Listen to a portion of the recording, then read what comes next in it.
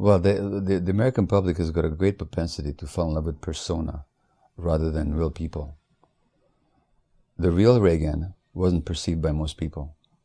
What was perceived by was the nice, reassuring persona. That reassuring persona was in fact his response to his father's alcoholism, which the impact of which he denied on himself. And that denial was the cardinal feature of his political activity, which is why the establishment loved him, because he denies reality, and the people loved him because he reassured them. Mourning in America, mourning hell. All kinds of factors clouds were gathering on the horizon, mourning in America. It's denial.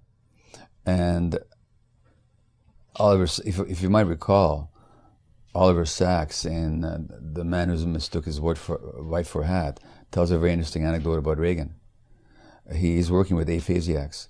Aphasiacs are people who can't process the intellectual content of language because they have a stroke in that part of the brain, and therefore they focus much more on their gut feelings, on their intuitive capacities.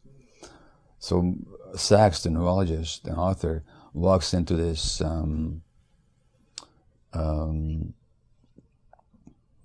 ward of aphasiacs who are watching Reagan, the president, on television, and they're laughing their heads off. Some of them are outraged at Reagan, but most of them were totally amused by him. And Sacks says, what is this all about? Is it that they don't understand Reagan? Or is it that they understand him all too well? And he comes to understand that these people actually saw to the real Reagan and saw the inauthenticity, which most people didn't. Most people bought into the act, and the act was very convincing precisely because Reagan himself believed in it. So he thought it was his persona. But his persona was only a compensation, an adaptation to the terrible emotional trauma of his childhood. Well, one of the things that happens in Alzheimer's first is the shrinkage of the hippocampus. The hippocampus is a structure in the brain connected with memory and emotional processing. Cortisol shrinks the hippocampus. And when you're denying reality, you're stressed. When Nancy Reagan gets diagnosed with breast cancer, Reagan does not permit himself any kind of human response. He says, you doctors can handle this, I'm sure. Which is not a sign of his not caring. It's a fact of his complete incapacity to deal with the overwhelming emotions underneath he's experiencing. So he suppresses them. Now that's really stressful. And this is how he experiences his life. So his hippocampus shrinks. Secondly, Alzheimer's represents, in many cases, an autoimmune mechanism where the immune system actually makes antibodies against the brain, they think. And it's an autoinflammation. And again, that's secondary too. When you emotionally suppress yourself, then the body turns against you, your immune system can turn against you as well. So that, if you look at the people who develop Alzheimer's, everybody I interviewed, or whose families I interviewed, I should say, early childhood emotional loss. And lifelong patterns of self-suppression and self-denial. And Reagan is the ultimate denier. He wasn't a great communicator. He was the great denier. Now, in a society that can't stand reality, the denialists are, especially if they do it with charm and utter self-belief, because they become so identified with it, like Reagan did, he becomes a much beloved figure.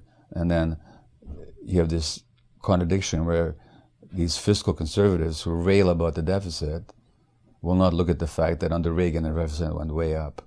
They're in denial too, because they're in love with the persona. It's like the climate change deniers. You'd have to be immensely stuck in denial to question the validity of climate change or its relationship to human industrial activity. But the real denialists aren't only corporate flacks who do so because they're paid to do so, and there are such people who just lie because their job is to lie. So these are the people who deny that cigarette smoke is related to human illness and all that. There's such people. Or lawyers whose job it is in court to make big bucks defending these companies, you know. So there are such sheer opportunists amongst them who intellectually, were they not financially tied to those interests, would be quite capable of recognizing the truth. But there are some people who, quite without any pecuniary interest whatsoever, are simply in denial of reality because they're so hurt by reality that their adaptation to reality is to deny it. So these are the people that they more vehemently deny climate change. Not because anybody pays them to do so, but because denial is their stance.